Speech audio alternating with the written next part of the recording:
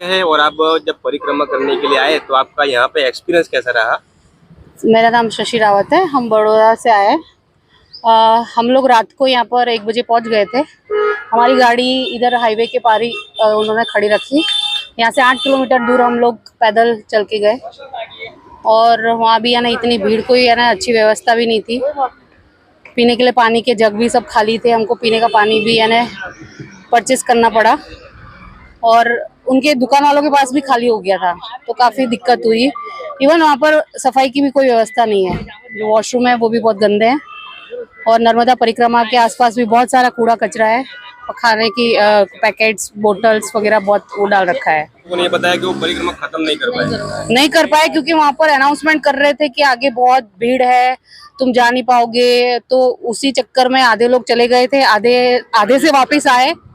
But हमने सोचा कि अब इतनी दूर तक आए हैं तो एक बार ट्राई मार लेते हैं, पर भगवान की दया से हो गया हमारा। रात को तो आप यहाँ से पैदल चले गए थे? पैदल चले गए, हाँ। लेकिन अभी सुबह में आप वहाँ से रिटर्न कैसे आए यहाँ तक? हम लोग काफी देर से खड़े थे लेकिन कुछ व्हीकल मिला नहीं। फिर बाइक वाले को हमने बोला तो बाइक वाला पर पर्सन 200 बोल रहा था। काफी रिक्वेस्ट करने के बाद वो 100 पर पर्सन हमको यहाँ पर लाया। लोग 14 लोगों का ग्रुप था हमारा। कुछ अच्छी व्यवस्था नहीं है, हमने अभी हम लोग प्रयागराज गए थे।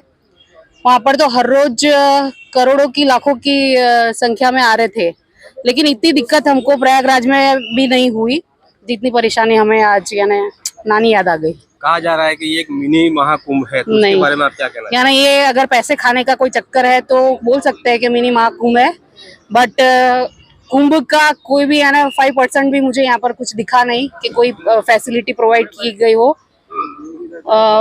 जितने भी श्रद्धालु आ रहे हैं तो सभी को दिक्कत हुए। काफी लोग इतनी दूर से आए हैं और वो आधे से वापस चले गए हैं। एजेड लोग भी थे उसमें से, और इवन वो वहां से है ना कुछ उनके पास सुविधा नहीं थी तो डबल पैसे देके उन्होंने बाहर से इको मंगवाई क्योंकि गाड़ी जाने नहीं दे रहे थे, और फिर वो अपनी गाड़ी तक गए हैं।